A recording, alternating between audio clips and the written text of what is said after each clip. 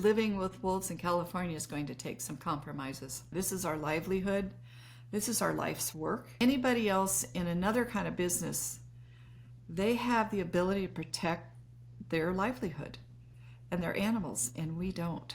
And that's what's frustrating, and that's what I'm trying to emphasize is we just don't have the ability to protect our animals like we would like to. And you're getting old and you're thinking your body doesn't work quite like it used to, and it's like, man, how much longer can we do this?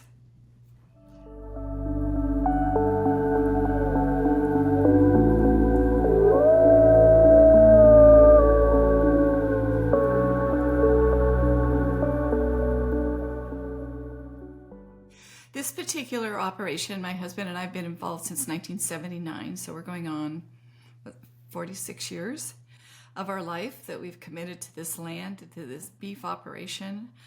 We also have a hay ranch that's an integral part of this because we're vertically integrated, which means we produce go through the entire process. We raise our own feed primarily, except we do bring in some feed to finish our animals when they're in the feed yard prior to slaughter. But we do have our own USDA federally inspected slaughter plant on site in McDowell. It's in Butte Valley in Siskiyou County, California. Jim and I met at Cal Poly. I have a strong background in agriculture, and my family, many members of my family have been involved with it. I was a dairy science major. He was ag business, and he has a master's from Purdue in ag economics. We first went to work for a gentleman by the name of Walter Ralphs of the Ralphs Supermarket family, and it's kind of long and complicated, but he wanted Jim and I to partner with him over the years, and eventually we ended up with a good portion of the ranch, and some of his heirs got some other parts of it, but that's how it evolved. And we are certified humane. We have been through the Humane Farm Animal Care Organization since 2003. I think we were the third purveyor that was basically certified. So we have been with them for many, many years. They come out annually. They do an extensive audit. It usually takes 3 or 4 days. They travel around and look at all of our pastures, wherever our cattle graze, make sure that we're raising them in the very best conditions that we possibly can. So I guess what I'm trying to do is explain that how we feel about our cattle. We feel that we are first stewards of the land, and we're stewards of our herd. And they mean a lot to us. I grew up around cattle. I showed extensively as a younger person in 4-H and FFA. Not beef cattle, I showed dairy cattle, but they're all still bovine. And so we have a real deep-rooted feeling of responsibility to care for them and to ensure for their health and well-being. I always say we have, our cattle have the very best life, they just have one bad day, generally speaking. And I do have a quote from Temple Grandin over our knockbox in our slaughter plant, because it's basically something to the effect that, the place where an animal dies is a sacred place. And we should just take a moment of silence and honor that animal's life. And that's truly how we feel about our animals, that's how important they are to us. It's important, I feel, that we, nurture the earth, and we, it's giving to us, it's producing food, it's producing fiber. And so we need to ensure that we're not depleting the soil, and that we're basically maximizing production, but yet we're doing it in a healthy manner, that we like I say, that we are sustainable, and that we can continue increasing the there's so many people that they'll put cattle in, they'll graze it down, and then it just doesn't produce, it doesn't come back as well.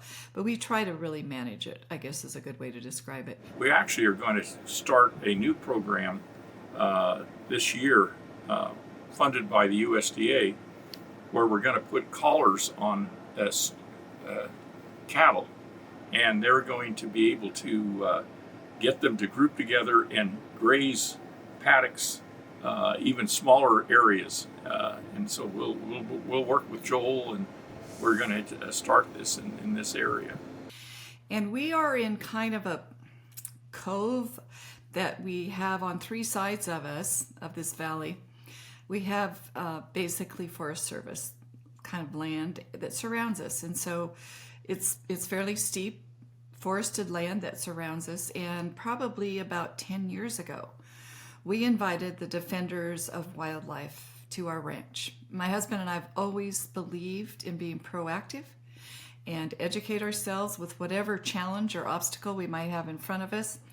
So we had Pam Flick come up from Defenders of Wildlife, and she looked around and she said, yes, this is, we knew that OR7 had crossed the border very close to our ranch. And she said, you're the poster child for basically the perfect place for a wolf to show up. And I want to emphasize that we did coexist with wolves for probably a good 8 years, because there were cameras set out just around the boundary of our ranch. Our Siskiyou County gentleman that was been charged to monitor the wolf situation, he would let us know when they were in the general area, and they didn't bother our cattle. I have seen a significant decrease in our deer population around the ranch, and I do think what's part of the problem is that what has evolved into, they had the option, whether to deer or even elk within the general region, but those numbers have dwindled so much, and they all of a sudden said, what are these guys over here in this pasture? And they're pretty easy to pick off, because one of the things we do is to breed for docile animals and good temperaments. And so the cows are just not equipped nor familiar with being stalked and attacked by wolves. So it's been about 3 years now that we've been dealing with it. We have 20 confirmed deaths. Well, we've had to euthanize a lot of those. This particular place where we're having the real problem is at 4,400 foot elevation. That's where our slaughterhouse is. And so in the wintertime, the vast majority of those cattle get shipped to winter ranges, which is down here in the Sacramento Valley, which is where I am today. And last fall, before the cows and calves were shipped from that location, we had about 200 in this particular group, and 40 of them didn't have calves. We don't know if they lost their calf because of stress. We don't know if they didn't breed because of stress. We don't know if the wolves came in and packed the calves off. So it's hurting us in a huge, huge way in terms of the sustainability of our herd. And that's really, really disturbing when you don't know what happened to them. And we have been compensated for some of the confirmed kills, not all of them, but for some of them. But there's no compensation for the fact there's orphan calves, there's cows that didn't breed back. So you invest money into keeping a heifer around so that she'll be a producing cow. And our cows, because they're so well taken care of, I think the oldest cow we ever had was 21 years, which is pretty old for a cow. And so it's important to be able to maintain those cows in the herd. We actually coined the phrase closed herd. We were the first closed herd of any size and scale in the world. And our auditors, who would come all over the world, they would share that with us. Closed herd means we basically don't have any interaction with animals outside of our own herd. We use artificial insemination at times when we do for breeding purposes to get new genetic bloodlines into the herd. But primarily we use our own ranch-raised bulls to breed our cows. And so we just have to keep our own little, we're basically just a very solitude. We just kind of keep to ourselves, do our own thing, and we just don't have other animals. And we've never had animals from an outside herd slaughtered in our slaughterhouse. It's only been our cattle, because we produce these animals not just for beef, but for also biomedical purposes. And so if you recall, back in 1990 roughly, mad cow disease became a really serious issue. And so we had initially been contacted by a plastic surgeon that we'd known for years, and he had developed basically the patent for collagen injections. Is primarily the puffy lip era of our history. And so we were the primary suppliers of that originally. Now we have supplied bones, we've supplied tendons, we've supplied eyeballs, all kinds of different products to various companies over the years. We sold to a company for many years that did bovine screws and plates and that kind of thing, so that you didn't have to use titanium, and it would absorb into your system much more readily. We do a lot of small sales to research companies. There's a hospital in Chicago that's been getting ovaries from us from heifers that didn't breed, and so they end up in the slaughter system. So, but that's what I'm saying. We try to honor these animals for the contributions they're making, not just for food, but for basically human medical needs. And we've been recognized by the National Cattle and Beef Association as an Environmental Stewardship Award winner. We were Cattle Producer of the Year in 2005 for the North America. We've won the Aldo Leopold Award in California, and a couple times the Governor's Award for economic and environmental leadership. So we've always tried to be ahead of the game. We participate in a lot of NRCS, Natural Resource Conservation Service programs.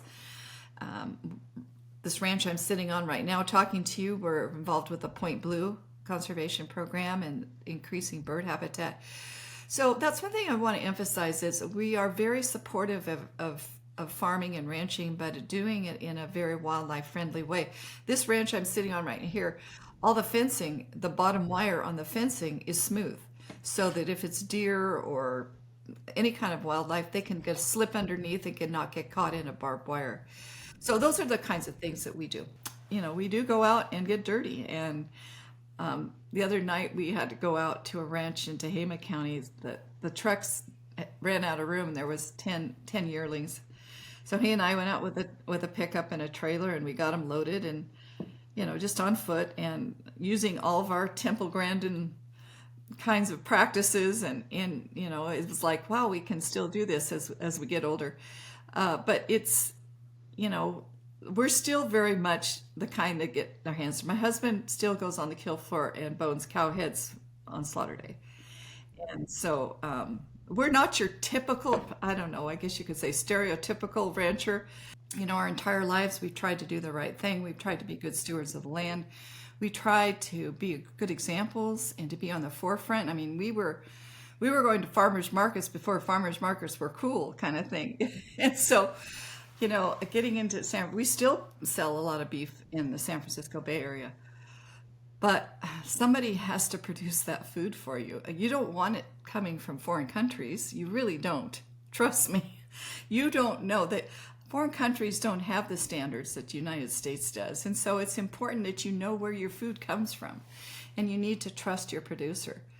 And that's the one thing, I tried and my husband tried to do is to educate our customer enough where they felt comfortable and that they felt like we were sincere about what we were doing. It wasn't about the bottom line. It was producing a good product. And my husband and I, we have a philosophy. We don't sell a piece of meat that we wouldn't feed to our grandchildren. And that's just all there is to it. And that's kind of the rule of thumb. And so we really appreciate our loyal customers. Some we've had for 30 years. Now we don't, my husband and I don't live there full time. We move around a lot because we've got cattle in a lot of different places.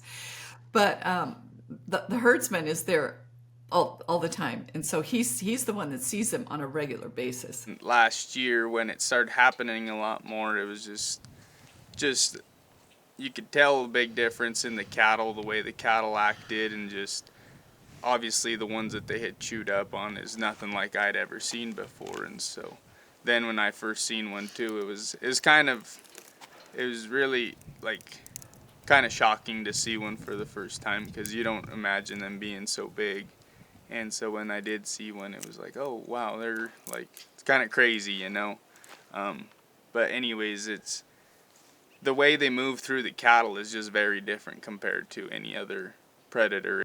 The problem is that they're a pack animal, And dogs, we can have packs of dogs come into herds we'll have a group of cattle kind of close to people, and there'll be a group of dogs that'll come in and kill some calves. And so that's a problem too. I'm not saying wolves are the only predator out there, but the wolf is a canine, or like a dog, and they run in packs, and they get each other kind of revved up, I guess is a good word to describe it. They generally go for the anus, and they like to kind of chew on the rear end, and they pull out the intestines, and the animal is laying there suffering, absolutely suffering. I don't know why they do it this way, but it's not a quick death. Most of the time they're still alive when they're discovered. They're in shock, and they've been suffering. And that is very traumatic for us. A lot of things that we've tried moving the cattle to different fields, but they still gravitate to the yearlings, which is, a lot of people don't know what a yearling is. It's the equivalent of a teenager. And so, they're a little more interesting, I think, to chase. We have tried, they say night range riders, which, in daytime is fine, but you don't want to take a horse out on horseback in the dark and have him step in a hole and break a leg. Horses are pretty valuable, and you don't want to get hurt. You don't want your horse to get hurt. So, there's some limitations there. Flattery, which we've tried, which they get used to. The flattery is like the those things that you see around a used car lot, those little flags that are all different colors. That's basically flattery. We've tried that. Right now we've hired somebody extra to go out and do hopefully some mitigation work. He's done a lot of work in this area, and he's trying some hanging socks with real strong odors in the socks to see if it'll keep the wolves away. We're trying everything. We also, because we are having such a terrible problem, the USDA has sent a couple of ladies up there kind of experimenting with drones to see if they can haze them.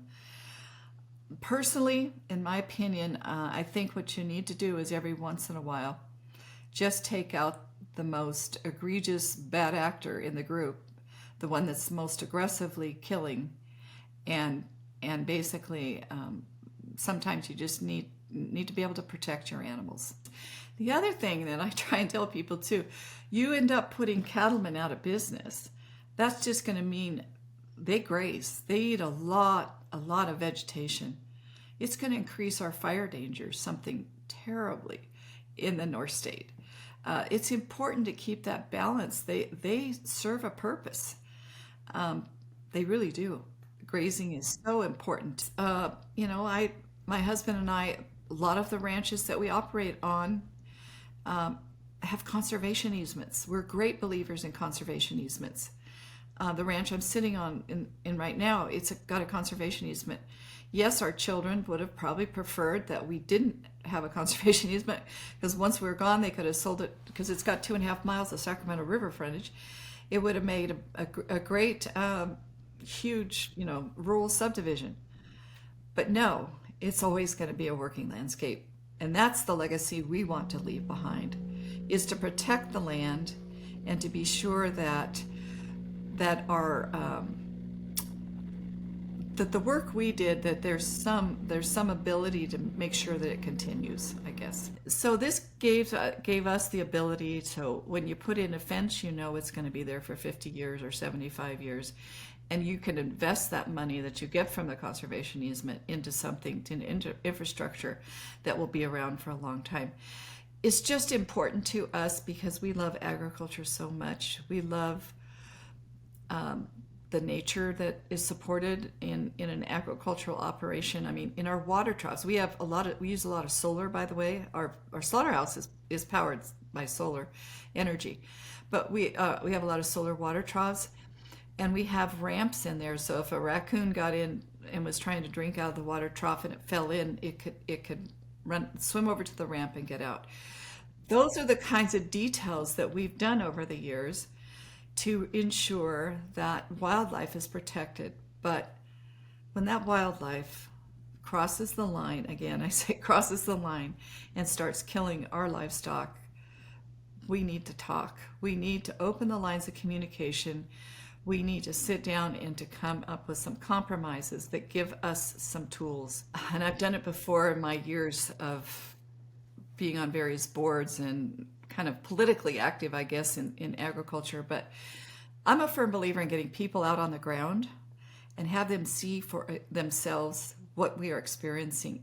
That's, to me, the only remedy, the only real ability for them to understand what's really going on. And so I think it's easy to sit in an office in Sacramento or wherever and read about all this and what wolves are doing, etc. But if you go out on the ground and see what reality is, and you see a dead calf that didn't have a chance at life and was tortured, that's what they need to see. They need to experience that. Yeah, the hardest part is that not all the time are the wolves killing the animals. About 75 to 80% of the time they're just getting chewed up and not necessarily killed, but I gotta go out there and euthanize them, and so it's not very fun to do that. It's probably the hardest part about it, because I'd much rather them just kill it, honestly, than leave it suffering like that. And you'll go out there and you just see them in shock and they're trembling and in fear and stuff, and just a lot of pain goes through them animals before they're actually put down. Personally, I feel like in a way we failed them. And I've thought maybe you could convince someone in Sacramento that once a rancher hits a threshold of 10 confirmed kills, that they have another option that they can use in order to protect their animals. Does that make sense? I mean, something that there's a, kind of a stepping stone that, gee, if you've lost this many animals, you do have the ability. I'd be happy with trying rubber bullets. That's not a lethal means, but it might get their attention. That anytime they get close to the cattle, it's like, ouch, that hurts. I don't think I want to be around this place. I think that we need to get everyone at the table. I'm a firm believer in, compromise. Let's figure out what works. Not everybody's going to be happy, but what might work for both parties so that everybody wins a little bit. And so we would like to have accurate information. That's something I think is really important. The more accurate information we can be given so that we can monitor our cattle, if we need to, a little more heavily, and just be aware of where the wolves are. That would be helpful too. I would like to see, more public meetings that would bring people together and to, give people the opportunity to voice their concerns. But it has to be done. And I, as a county supervisor, I was chair in 2020. That was kind of it. It was the real deal. And so I understand, but we got to get it. We've got to do it. We've got to get through it. We've got to come up with a solution. And as difficult as it may be, our government needs to step up. I've been part of government, so I know, but a government has to step up and basically listen to its people. So that's just my opinion, because I've been on both sides of that table, and I understand. It's really depressing to work all your life, and you want to kind of go out feeling good about everything you accomplished, and here we are at this juncture where we're struggling to survive. I mean, literally and figuratively. It's tough. Well, thank you for listening to me. I appreciate someone that's willing to listen and to ask good questions, and anything I can do to share this message that we need to really come up with some compromises and some solutions so that everyone can coexist.